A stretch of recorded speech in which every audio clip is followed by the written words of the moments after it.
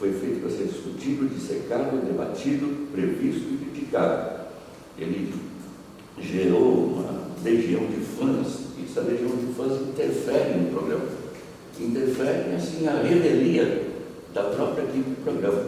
Então, dentre os vários tipos de fãs, existem os chamados spoilers, que vem de uma palavra que vem de to spoil, que é estragar, arruinar. São aqueles que estragam o programa, aqueles que ficam vigiando o programa e tentando saber o que vai acontecer em seguida e já se antecipam e colocam na internet o que vai acontecer. Por exemplo, Survival é um reality show em que vão caindo, né?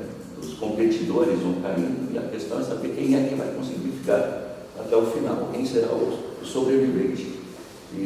Mas acontece que, através de várias técnicas, como, por exemplo, espionagem através de satélite e outras técnicas, eles conseguem prever quem é que vai cair. Então já colocam na internet, o próximo que vai cair vai ser fulano. Então estragam o programa.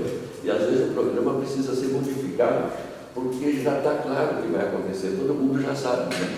Então não tem mais suspense, né? Então os fãs, eles acabam se antecipando ao próprio programa. Bom, eu tenho uma pesquisa que eu comecei a fazer a respeito disso, né? Muito longa, não tenho tempo suficiente para falar dela toda aqui, mas evidentemente o caso mais avançado até agora de narrativa transmediática é a série americana Lost, né? Todo mundo concorda, e inclusive Lost é considerado o nascimento da TV 2.0, porque Lost é uma série que não acontece só na televisão, né? Quem vê só a televisão não viu Lost, né? Porque há uma quantidade imensa de intervenções em todas as outras mídias existentes, inclusive nas mídias impressas, como o jornal, né? E que é necessário acompanhar tudo isso para entender os mistérios de Lost. Porque Lost é como um videogame, é um videogame de estratégia. Você tem que entrar dentro desse videogame e ir decifrando os mistérios para poder avançar, para poder atingir os níveis mais avançados, né, do jogo. Muita gente compara o Lost com o Myst, né, que é um clássico do videogame, né, onde você entra e começa a ver evidências de que houve um desastre aqui naquele lugar, né, mas que tem sobreviventes, e eu preciso descobrir o que foi que aconteceu, e quem é o sobrevivente, e onde estão esses sobreviventes, ajudar a resgatar esses sobreviventes, certo? Então, é um trabalho de inteligência, né? E exige que você examine todos os dados. Qualquer detalhezinho é fundamental. E no caso do Lost, nada está dado assim diretamente. Então, por exemplo, uma chamada, durante o dia ficam aparecendo chamadas de publicidade do Lost que vai acontecer às 10 horas da noite. Mas essas chamadas, elas não são constituídas em materiais do seriado. Essas chamadas trazem cenas importantes para decifrar coisas que vão acontecer.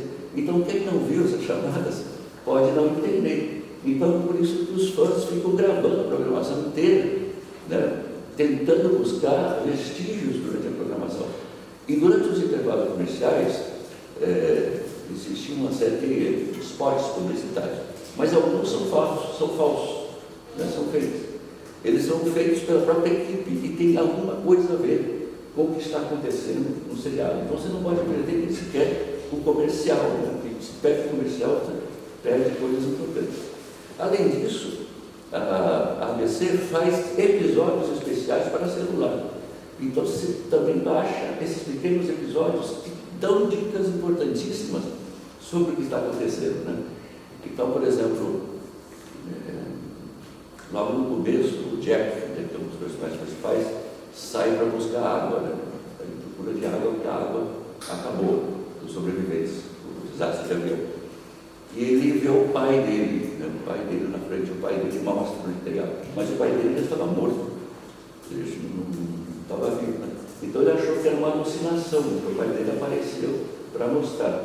Mas no mobisódio, né, chama-se mobisódio esses esses episódios para celular.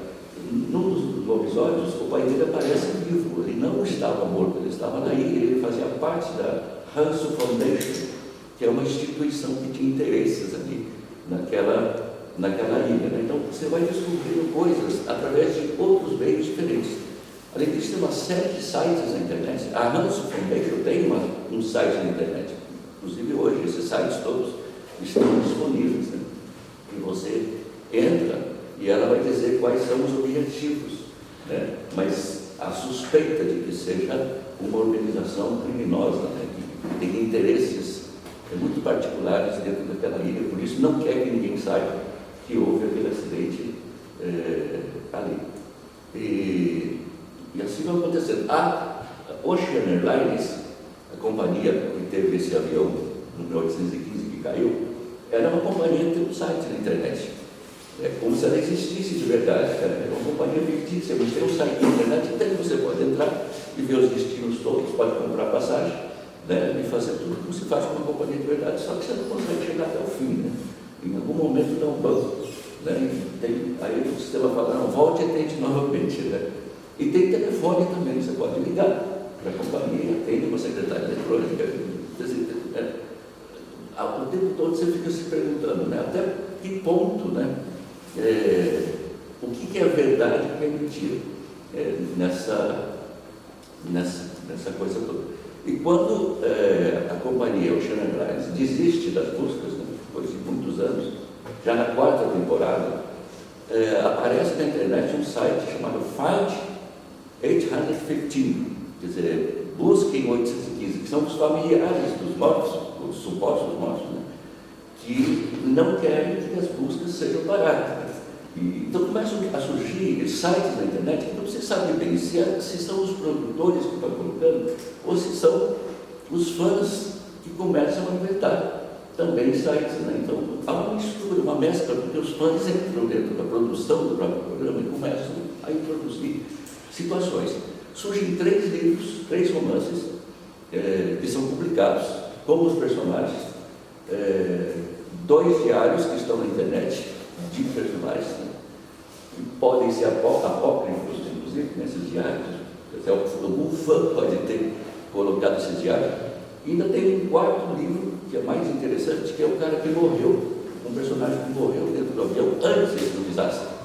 Ele morreu, teve uma morte instantânea dentro do avião, e ele estava levando um livro para ser publicado nos Estados Unidos, que era uma denúncia dos crimes da Hanso Foundation, né? E esse livro é descoberto lá nos escombros do avião e é lido por um dos personagens, inclusive, que é publicado depois. E aí a Hanso Foundation responde nos maiores jornais do país, né? Ele coloca a matéria paga nos maiores jornais do país, dizendo que são calúnias, que são mentiras, aquelas coisas que aquele personagem tinha publicado. E assim vai indo numa coisa que não acaba nunca. A própria equipe começa a fazer documentários falsos que são exibidos em outros lugares, em outros momentos da televisão. Por exemplo, tem um programa jornalístico sério na ABC, e eles fazem um especial sobre o desastre de avião da 815, porque tem uma hora que descobre-se que o avião caiu no mar, mas é mentira, foi um engodo armado pela Hanso Foundation. E esse documentário tenta provar que o depoimento do pessoal que foi tratado é mentira, porque o avião que cai no mar não poderia ter aqueles destroços que são mostrados. Aí especialistas, né, mostram como que acontece com o avião que cai na terra, o que acontece com o avião que cai no mar. Então, aqueles destroços não podem ser destroços do avião que cai no mar.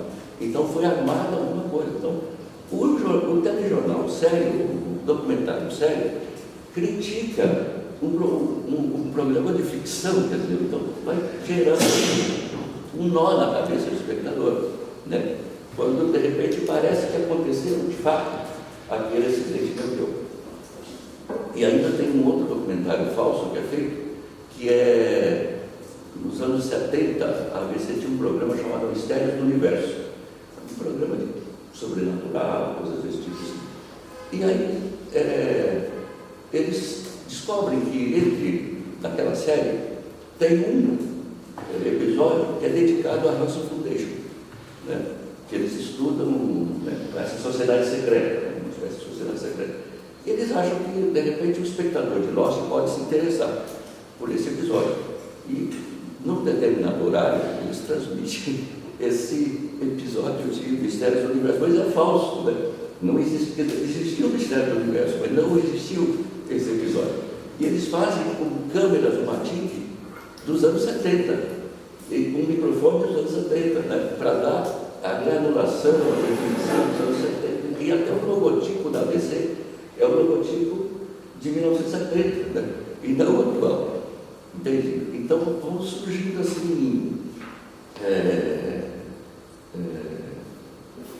amarrações entre as coisas mais diferentes, e o espectador tem que estar atento a isso tudo. É claro que existe um lugar onde os espectadores se encontram e trocam informações, que é a internet. Uma quantidade imensa de sites de fãs e principalmente uma enciclopédia de Lost, que se chama Lostpedia. A Lostpedia fica dentro da Wikipedia e é quase maior do que a própria Wikipedia. Por quê? Porque o seriado é cheio de referências históricas, né? Os personagens têm nomes de personagens históricos, né? Como Locke, por exemplo, né? Um filósofo do século XVIII, me parece. Quer dizer, e personagens também da literatura, teorias da física, enfim, assim, aquilo que se chama de intertextualidade. Né? O programa está a todo momento se referindo a coisa. Um episódio se chama White Rabbit, por exemplo, né? O outro se chama Truco de Looking Glass. São nomes de personagens ou de livros, do Lewis Carroll. Né? Então, quem são isso tudo? Então, isso tudo instiga o espectador. O espectador acha que tem pistas ali. Por que o personagem se chama John Locke? Né? Justo ele, que era ex-paraplégico. Por que aquela mulher que foi achada, ficou 18 anos vivendo sozinha lá na ilha, como um bom selvagem, se chama Rousseau? Né? Quer dizer, tem relações, né, nessas coisas todas. E a Lostpedia, ela vai explicando. Então é interessantíssima a Lostpedia, porque tem estudos sobre esses personagens, essas teorias da física e tudo, mas tentando fazer relação com o programa, né? O que tem uma coisa a ver com o outro. E a comunidade de fãs que fez essa enciclopédia, né? Então, eu acho que o Lost é um exemplo, né, do que pode a televisão vir a tornar-se no futuro para sobreviver. Né? Ela tem que entrar dentro de um outro diapasão e incorporar o espectador como um elemento ativo, né? E incorporar todos esses outros meios também, inclusive a mídia escrita, etc. É isso.